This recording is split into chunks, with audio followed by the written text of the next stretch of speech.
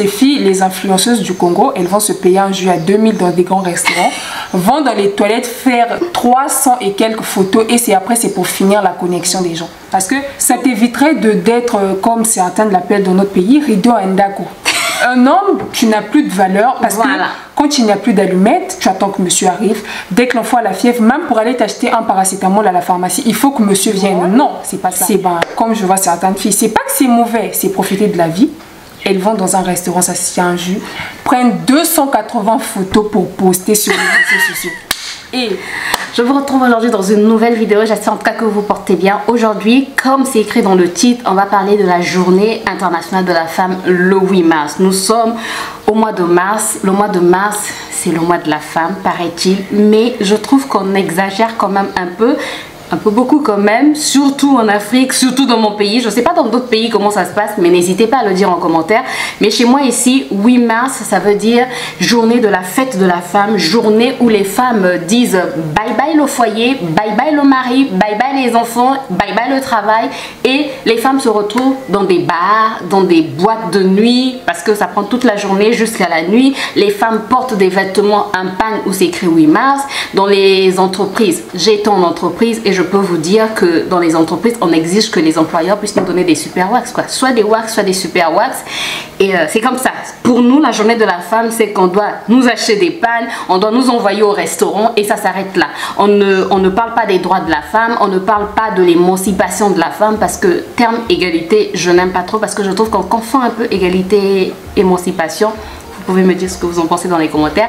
Mais je ne suis pas seule, comme vous l'avez vu, pour débattre de ce sujet. Je suis avec Espoir Anna, étudiante en fac de 3 en 2e année et mannequin. Je fais 1m74 et je suis ravie d'être avec vous aujourd'hui. 1m74, aïe, moi je suis très petite devant elle. Bon, je fais quand même 1m60. Mannequin, bon moi je suis pas mannequin, moi je suis un peu maman kilou quoi. Bon, trêve de plaisanterie, on va vraiment rentrer dans le vif du sujet. Qu'est-ce que tu penses de la journée du 8 mars?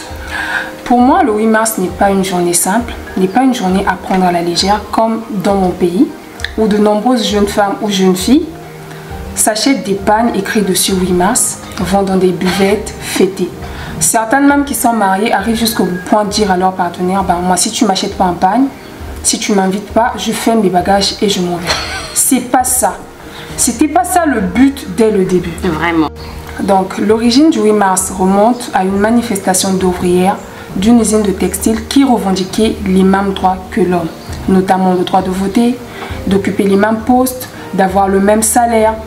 Et je constate aujourd'hui que surtout dans mon pays, les femmes ont oublié ça. Elles ne revendiquent plus ces droits. Et leur problème, c'est que le 8 mars, je suis habillée, je me suis fait belle, je me suis fait coiffer. Certaines même se disent, tu vois, ma tête elle est sale, il faut que je me fasse tresser parce que le 8 mars en tout cas, c'est une journée, c'est comme le 25 décembre en Europe. C'est même comme le 25 décembre au Congo. Tu sais, au Congo, ce que on va, entre parenthèses, on va un peu parler du 25 décembre de la fête de fin d'année. Tu sais qu'il y a des ménages qui se disputent parce qu'on n'a pas donné de l'argent à la femme pour aller s'acheter un tissage. Il faut des brésiliennes, des nouveaux habits. Les enfants doivent bien s'habiller. Et c'est souvent, tu as vu les voisins, ils ont eu ça. Nous, on n'a pas eu ça. Nous aussi, on doit... C'est-à-dire, c'est vraiment une compétition, quoi. C'est comme si c'était à cette période-là où, bon, on va montrer que nous, on a beaucoup d'argent alors que parfois, vous n'avez même rien. Certains vont même s'endetter pour des trucs inutiles comme ça. Des pauvres qui vivent comme des riches et sincèrement, mais... Et le 8 mars aussi, c'est pareil. Les femmes exigent à leurs partenaires d'avoir des pannes, de ne rien faire à la maison, de passer la journée dehors en train de boire. À ne rien faire en tout cas, mais qu'à fêter. Et pas fêter normalement. Elles vont à exagérer. Certaines sont rentrées, tu vois, on les porte dans la rue. Parce qu'elles sont ivres. Et c'est pas ça, c'était pas ça le but dès le début. Ces femmes, elles ont manifesté, elles se sont battues pour qu'on ait les mêmes droits, pour qu'on puisse voter, occuper un même poste et un homme et avoir le même salaire, occuper des postes auparavant que les hommes occupaient. Maintenant, j'ai vu en Amérique qu'il y avait une femme qui était vice-présidente, ça m'a fait plaisir, avant ça ne pouvait pas se faire. Et tout ça là, c'est une marche que ces femmes ont faite et qu'on devrait poursuivre pour espérer mieux, plus pour la génération future et même notre génération. Effectivement, et aujourd'hui on retrouve même des femmes présidentes, des femmes ministres. On doit se battre pour que nous les femmes, nous puissions avoir les mêmes chances, les mêmes droits que les hommes. C'est pas normal par exemple qu'on se présente un homme et une femme pour le même poste et qu'un homme on va proposer 1500 euros, 1500 euros, bon c'est la base, 2000 euros, 2500 euros, et que toi parce que tu es une femme on va te proposer 1500 euros. C'est comme si en fait on se disait comme l'homme est le chef de la famille, comme l'homme c'est lui qui s'occupe de la maison, de la famille, lui on doit lui proposer un peu plus d'argent par rapport à la femme. Il est privilégié, alors que c'est pas le cas. Et par exemple vous avez les mêmes diplômes, on va dire qu'une femme, non toi tu dois gagner moins ou tu ne peux pas accéder à ce poste là parce que tu es une femme. Après il ne faut pas quand même oublier que dans les entreprises, les femmes sont celles qui tombent le plus malades. Ah bon, je savais pas. Ah si. Dans les entreprises, la femme, elle a droit, déjà, la femme comme c'est elle qui tombe enceinte, elle a droit à 3 mois de congé de maternité. Presque 4, ouais, 4. Ici c'est 4, en tout cas dites-moi dans votre pays combien de mois. Ici c'est 4 puisque tu prends le congé annuel et 3 mois de congé de maternité. Donc imagine si une femme tombe enceinte tous les 2 ans ou tous les ans.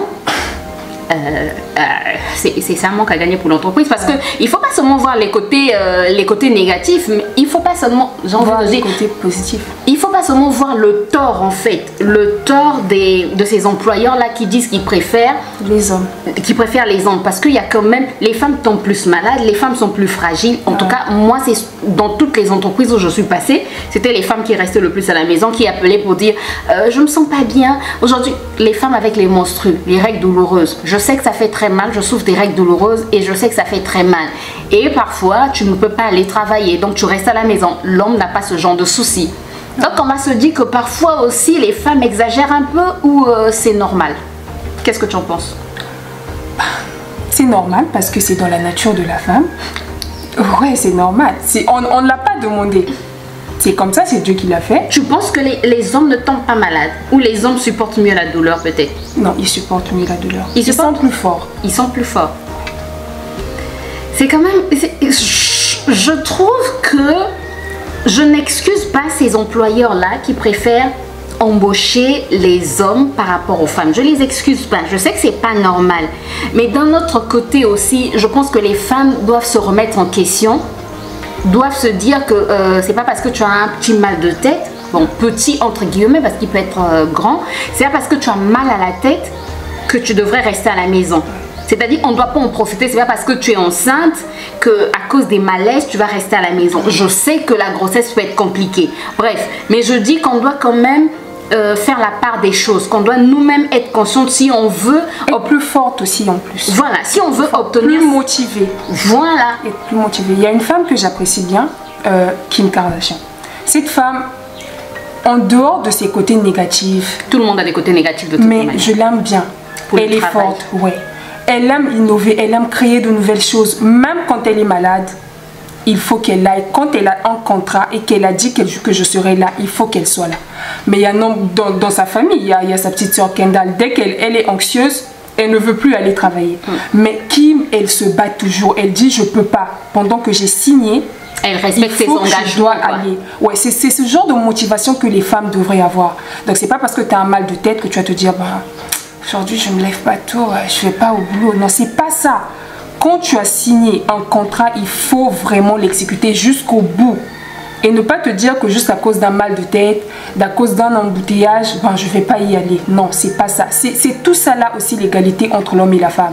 On doit être égal côté force, même si on ne peut pas vraiment être plus fort que l'homme ou être égal, mais au moins arriver, quand il est à 100%, tu es au moins à 80%. Mais ne pas baisser, se lever. Donc j'invite surtout les jeunes filles. Nous sommes l'avenir de demain. Nous pouvons impacter cette génération et la génération future. Effectivement. Et j'ai remarqué un phénomène, c'est le complexe. C'est ce qui tue en plus la génération, surtout celle de mon pays. Nous sommes complexés des mauvaises choses. Et ça me désole, c'est vrai, avoir un enfant, c'est un truc heureux. Mais ça me désole de voir des filles de moins de 18 ans avoir un bébé qu'elles n'arrivent plus à éduquer ou à nourrir. Tout simplement parce qu'elles ont été complexées des mauvaises choses. J'ai été complexée en 2017 d'une fille dans mon quartier. Cette fille, je ne l'aimais pas à cause de son caractère. Mais quand elle a été admise au bac et qu'elle veut... En fait, la joie qu'elle avait, Et quand elle allait à l'université, quand elle venait parler des classes, des cours, des nouvelles opportunités, j'étais complexée d'elle pendant. Je me disais, moi aussi, je dois vivre ça. Et c'est ce genre de complexe que j'invite à avoir. Genre un complexe positif, quoi. Voilà. Être complexé, un tel a une licence avec mention, ben moi aussi je peux avoir cette licence avec mention. Oui. Mais dans ma génération, c'est ben, surtout avec les réseaux sociaux, un tel a un iPhone, surtout le téléphone iPhone, il tue. Il tue. C'est pas mauvais avoir un iPhone, c'est pas mauvais avoir un bon téléphone, mais quand tu n'as pas les moyens de t'en acheter, bah tu te contentes du téléphone que tu as, quoi. Voilà, c'est un téléphone qui te sert à appeler, et non, mais surtout Instagram vraiment est en train de bousiller la vie des jeunes filles. C'est tout. Le réseau social, il est bon, mais en Afrique, surtout au Congo, il est mal utilisé. Il est vraiment mal utilisé. Le rôle, c'est ben, comme je vois certaines filles, c'est pas que c'est mauvais, c'est profiter de la vie. Elles vont dans un restaurant, s'assiedent un jus, prennent 280 photos pour poster sur les réseaux sociaux. Et deux fois même chez elle, elle n'a pas vraiment bien mangé. Et toi, bête que tu es, désolée pour le mot, tu vas voir, je te dis, ah ben un tel, il était à Radisson. Moi aussi, il faut que j'y aille. Ah bon, il y a des jeunes filles qui vont chez Radisson. Hein. Ouais. Radisson Blue, le petit déjeuner, le petit verre de jus, il doit coûter peut-être dans les 5 000 peut-être. 5 000, 6 000, 7 000. Mais il y a des filles qui y vont. Et quand elle fait des photos, toi, tu te dis, ah, moi aussi, je dois y aller. Tu es complexé. Tu ne sais pas comment elle a fait.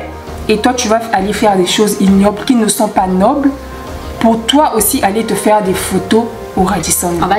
On va dire les choses simplement. Et des filles qui vont sortir avec des grands monsieur et se prostituer, voler même, voler les parents parfois qui ont du mal à avoir quelque chose pour manger à la maison, juste pour faire comme ce qu'elle a vu sur les réseaux sociaux. Et montrer aussi que moi aussi je peux le faire. Non, non, non, non. Ça c'est pas ça. Et le 8 mars, c'est sûr que Instagram, Snapchat sera débordé de photos de jeunes filles en train de se faire snapper, on dit. Ouais, avec des modèles. Et puis, tu vois, tu as un pan, 8 mars. Ben, moi aussi, j'ai un pan. Mais fais-toi un modèle qui va te valoriser. Voilà. Surtout en tant qu'Africaine. Mais tu vas les voir avec des trucs. Quand tu les regardes, tu te dis, mais bon, c'est quoi ça? On copie, mais on copie mal, quoi. On copie, au fait, on copie mal les Occidentaux. On devrait copier leur intelligence, leur invention. Tu vois une fille chinoise à 12 ans qui crée un téléphone. Chez toi, tu sais même pas faire un pain. Tu sais même pas faire une omelette. Mais tu veux envier cette fille-là qui a un iPhone. C'est pas ça. Envions les bonnes choses. Et soyons entrepreneurs. Il faut entreprendre. Comme moi en première année. J'étais quand même à l'université, mais je faisais des amuse-bouches à base de farine. Ça me permettait de gagner de l'argent et ça me permettait aussi de ne pas courir n'importe où. Et ça assoupissait un peu mes parents. Du moment où quand j'ai de l'argent et que je vais à la fac et on me dit, ben, il y a des photocopies, il y a un fascicule à acheter. J'ai pas besoin d'appeler, bon maman, tu sais, papa, tu sais. Je sors l'argent de ma poche. Quand je vais au marché, que je vois une paire et quand elle est à la limite de ce que je peux me payer, je me dis, ben, je vais me l'acheter, j'ai mon argent, j'ai pas besoin de courir gauche à droite pour l'avoir. Et c'est comme aujourd'hui, là elle parle de la première année, mais aujourd'hui par exemple, elle continue à faire ce genre de, chez nous on appelle ça COP, voilà, ce genre de petites choses. Là elles vont, petites choses entre guillemets, là elles vont par exemple avec sa mère, elle aide sa mère à vendre de la nourriture pour non seulement aider la maman, mais aussi elle aussi avoir un peu d'argent de poche. Chez nous, c'est pas évident, c'est pas dans toutes les familles où on donne de l'argent de poche. Ouais. Moi, j'ai été avec ma mère jusqu'à, je sais pas, 19 ans. Tu sais qu'elle m'avait jamais donné de l'argent de poche. Je savais pas la seule. Je sais pas ce que ça veut dire en fait. Et plusieurs personnes en fait au Congo sont comme ça. Voilà, à cause de faute de moyens, ben on n'a pas assez d'argent pour pouvoir donner aux enfants de l'argent de poche. Mais au moins, quand on parle, on revient donc dans le sujet, les droits de... Quand on parle de la journée du 8 mars, je pense qu'on devrait interpeller les gens, surtout les jeunes, comme elle a dit, les interpeller, leur dire, écoute, on parle des droits de la femme, le 8 mars, c'est la journée où on doit parler des droits de la femme, où on doit montrer que la femme a les mêmes droits que l'homme, mais la femme peut aller encore plus loin. On n'est pas obligé en fait de se limiter à voilà secrétaire, parce que chez nous en fait les femmes c'est comme si quand tu vas à l'école c'est pour être secrétaire de direction, assistant de direction, c'est pour être infirmière. Tu ne vois pas que tu es par exemple spécialiste en ophtalmologie. Non, non, non, toi c'est Tu toujours te en bas. limites en fait. Tu te limites. Secrétaire médicale, enseignante. Tu dis, surtout ici, dès que tu as le bac, on te dit, ben, pourquoi tu vas continuer? Ça sert à quoi? Tu peux chercher une petite formation en hôtellerie et c'est tout. C'est comme ça. Pâtisserie. Alors que c'est pas ça. Tu as des rêves. Déjà, moi, toute petite, je me disais, bah, si je suis pas avocate, je vais être secrétaire. C'est un truc que j'aimais depuis toute petite. Donc, j'ai un plan A, un plan B. Et je fais mon possible pour atteindre ces objectifs. Mais il y a même certaines personnes maintenant qui se disent, bah, je voulais bien être avocate, mais avec le pays, les conditions, je vais faire vente en pharmacie. Mais c'est quoi? Tu avais des convictions, tu avais des buts. Pourquoi? Si tu ne crois pas en tes rêves, personne d'autre ne va le faire à ta place. Il faut croire en ses rêves. Et puis on ne dit pas que être par exemple secrétaire c'est mauvais ou être infirmière c'est mauvais. Quand c'est vraiment une aspiration qui vient du cœur, ben tu travailles pour devenir la meilleure infirmière qui soit. Tu travailles pour devenir la meilleure secrétaire dans ton domaine. Dans ton domaine. Tu peux. Moi par exemple quand j'étais petite je voulais devenir coiffeuse. Je pense que si les parents autour, si la famille autour ne critiquait pas ce rêve en fait. Ce métier là, parce que les gens dans notre culture, quand tu dis que tu veux devenir, en fait ceux qui deviennent coiffeuses, ce sont des gens qui n'ont pas réussi dans les études, des personnes qui ne sont pas intelligentes. Mais je pense que si on m'avait laissé poursuivre mon rêve, aujourd'hui je serais peut-être la meilleure coiffeuse qui soit. Voilà pourquoi aujourd'hui j'aime bien m'occuper de mes cheveux, parce que c'est vraiment une passion pour moi, une passion pour, c'est-à-dire j'aime bien tout ce qui est esthétique, tout ce qui est, voilà, donc ça peut être une passion et faire de ça en fait, être la meilleure dans ça, dans ce domaine. C'est ça. Mais malheureusement le 8 mars, sincèrement, en réveillons-nous et dans les femmes autour de nous, les jeunes filles, à se réveiller, à ne pas penser à se lever. À se lever. C'est ça. Il faut que nous puissions continuer cette marche à être égale aux hommes. Bon, moi, le mot égalité, là, non, moi, je préfère émancipation. Parce que égalité, pardon, il y a des femmes qui vont penser que égalité, ça veut dire quand le mari tape sur la table, moi aussi, je dois taper sur la table. Non, pas dans ce contexte. On a bien dit, surtout les femmes au foyer. Surtout les femmes au foyer. L'homme, c'est le chef de la famille. C'est le chef de la maison. L'égalité, c'est surtout sur le plan professionnel. Surtout sur ce plan professionnel. C'est là-bas qu'on veut avoir l'égalité. On veut avoir des femmes présidentes dans de nombreux pays du monde. On veut avoir des femmes vice-présidentes, des femmes entrepreneuses, des femmes multimilliardaires. Des femmes qui emploient même des hommes. Ouais, regardez ça. Kim Kardashian aujourd'hui, elle emploie même des hommes. Là, on a souvent pris l'exemple de Kim Kardashian, mais il y a plusieurs exemples de femmes qui ont réussi dans leur... J'aime bien la journaliste américaine, oui, Oprah Winfrey. Regardez cette femme, comment elle inspire. En tant que noire, regardez ce qu'elle a fait. C'est ce genre d'exemple qu'on devrait prendre, ce genre de complexe. Pas le mauvais complexe, ben, un tel s'acheter une voiture, ben, moi je vais aller vendre mon doigt ou mon père pour m'acheter une voiture. Non, surtout les femmes, les jeunes filles, car nous sommes, je parle surtout aux jeunes filles parce que ben, c'est pas que les jeunes mamans vous n'avez plus rien à faire, mais surtout les jeunes filles parce que nous sommes l'avenir de demain. Ça c'est vrai. Cherchons à impacter cette génération et la génération future. Mais tu sais, moi j'aime bien dire qu'il n'est jamais trop tard. Quel que soit ton âge, tu peux encore faire des exploits. Je me rappelle encore, il n'y a pas longtemps, j'ai vu sur Instagram une actrice, une femme américaine, elle avait plus de 70 ans, qui a joué un rôle dans un film, je me rappelle plus du film, bref, je suis passée, j'étais en train de scroller sur Instagram et j'ai vu ça, je me suis dit, mais même à plus de 70 ans, en fait, tu peux encore impacter le monde, tu peux encore influencer, en fait. C'est pas parce que tu as 50 ans que tout est terminé, c'est pas parce que tu as 100 ans que tout est terminé si tu arrives à 100 ans, quoi. Bref, c'est pas parce que tu es avancé en âge que tout est terminé. Donc qu'on soit jeune, qu'on soit vieille, qu'on soit mi-vieille, mi-jeune, bref, on peut encore faire des exploits. Et même qu'on soit enfant.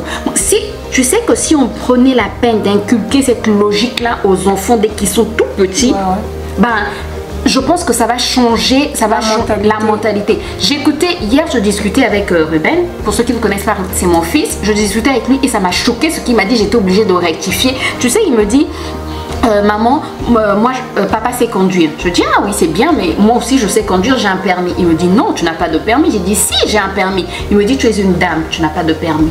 Je dis, ça veut dire quoi, je suis une dame, je n'ai pas de permis. Il me dit, les dames n'ont pas de permis. Je dis, mais c'est faux.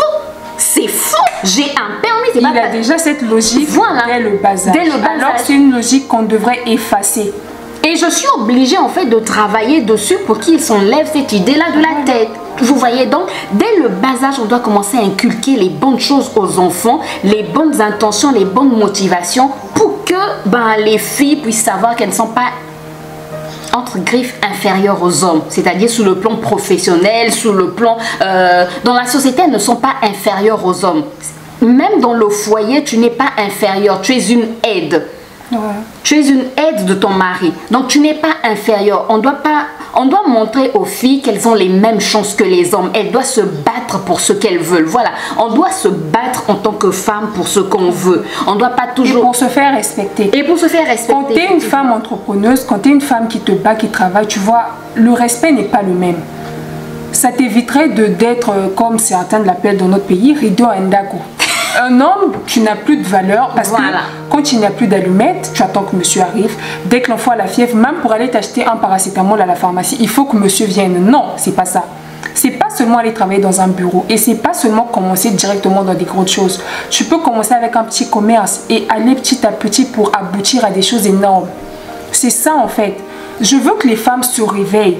On veut avoir l'égalité, mais aussi nous devons entreprendre. Parce que maintenant, le monde de l'entrepreneuriat, il prend de l'ampleur. Oui. Donc, je veux que les jeunes femmes arrêtent de se dire... J'ai vu cette dernièrement au marché total, des belles filles propres en train de vendre du giaour. Ça m'a fait plaisir. Je me suis dit, oui, c'est ça. Il n'y a pas de sous-métier. Du moment où tu gagnes de l'argent. Effectivement. Ça m'a fait plaisir. C'est ce genre d'attitude que les femmes devraient avoir. Surtout les femmes de mon pays. Parce que je ne sais pas ce qui se passe ailleurs. Mais au Congo, franchement, je ne sais pas ce qui nous arrive. Nous sommes devenus une génération, je crois, vendue au diable. Non, sans effet. Jamais vu cette parole. Tout ce qui nous intéresse, c'est nous habiller, c'est l'argent. L'argent facilement gagné, hein, s'il te plaît. Facilement gagné, surtout les filles. Elles font des trucs, je suis mannequin, je vois ce que mes collègues font et c'est pas que je viens pour les critiquer, mais ça me désole. Elles se prostituent. Ça me désole vraiment. Elles vont se livrer surtout aux Occidentaux, les Blancs, qui sont deux fois même des Africains, les Libanais, juste pour avoir de l'argent. Et tu te colles une maladie.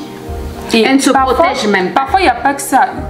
Ce truc-là, il n'y a pas que les maladies. Tu peux te coller une malédiction, je ne sais pas, une malchance, juste parce que tu as voulu avoir de l'argent pour t'acheter un téléphone, un ordinateur, des habits. Sortir, montrer aux gens que non, moi aussi, je mène la belle vie que mène Kendall Jenner, mais tu que sais, mène Beyoncé. Comme ce que tu dis, tu sais, c'est pas seulement à la cité encore, c'est pour avoir, pour les jeunes filles qui vivent à la cité, c'est pour avoir 10 000 francs, c'est pour avoir 25 000 francs. Mais tu sais, moi, quand je travaillais encore en entreprise, j'étais choquée. Parfois, tu vois une petite fille de 18 ans, mais descend dans un 4x4, tu dis... Et quand tu regardes le conducteur du 4x4, tu te dis, mais c'est ton père, c'est ton arrière-grand-père même. Non, mais parfois même, la jeune fille descend avec des contacts, s'il te plaît. Une fille de 18 ans descend d'un 4x4, tu te dis... Non, mais quand tu dis... parfois, une personne à côté te dit, ses parents ne sont pas riches, hein. C'est parce qu'elle sort avec, tu sais, elle sort avec un tel, elle sort avec un tel. Juste pour avoir, en fait, pour impressionner. Et les filles, aujourd'hui, aiment tellement l'argent facile qu'elles préfèrent impressionner, sortir donc avec quelqu'un... Pour impressionner, pour montrer surtout sur les réseaux sociaux qu'elle mène la belle vie. Alors que et dans un bel appartement. Utiliser les réseaux sociaux pour évoluer, pour montrer que non, quand moi je vends, je fais des amusements, je peux prendre ces photos et... faire de la publicité sur Internet. Et effectivement. Mais ces jeunes filles, elles font la pub des choses non louables qu'elles font. Aller dans des restaurants, faire des photos. Comme j'ai lu un truc sur Internet.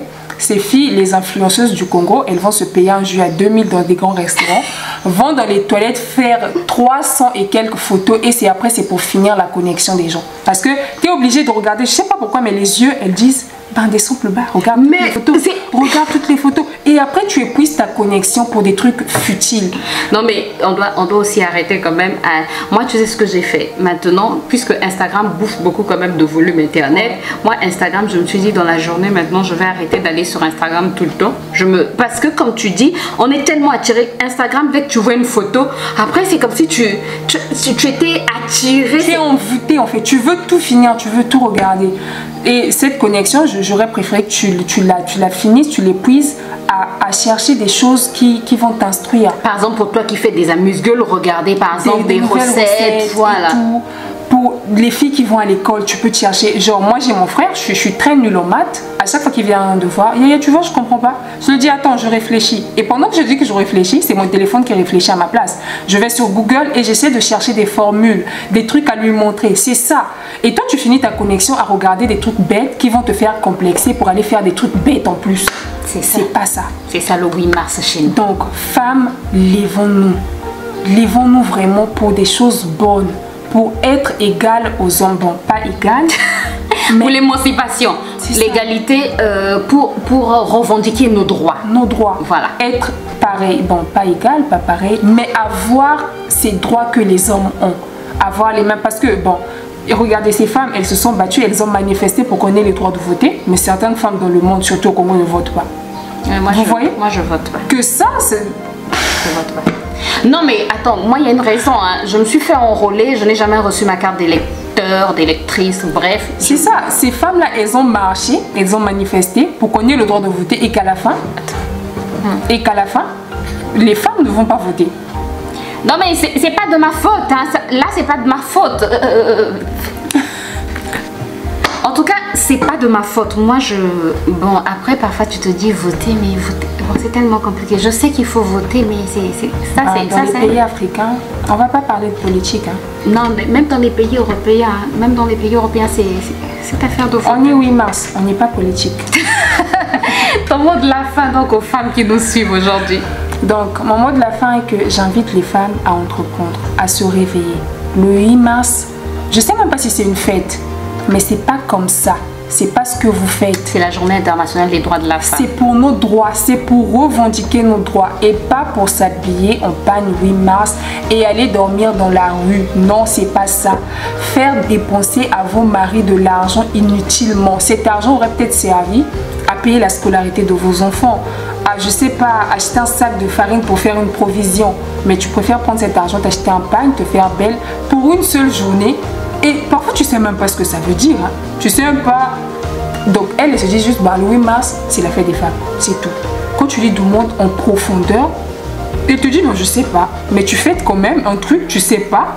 Tu connais ni l'origine, ni le rôle, mais tu fêtes. Malheureusement. Donc, femmes, jeunes filles, lèvons-nous. J'ai envie de terminer par...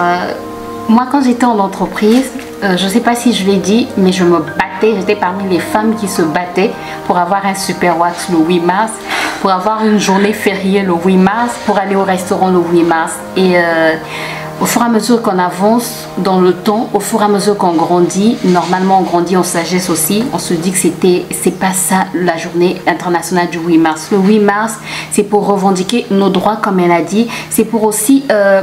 éduquer nos petites filles, nos petites sœurs, nos nièces, nos cousines, que c'est la journée où on doit revendiquer nos droits. La femme a le droit d'aller loin, la femme a le droit d'avancer, la femme a le droit d'occuper les mêmes postes que les hommes, elle a le droit d'avoir les mêmes salaires que les hommes. N'hésitez pas à nous dire en commentaire, vous, ce que vous en pensez.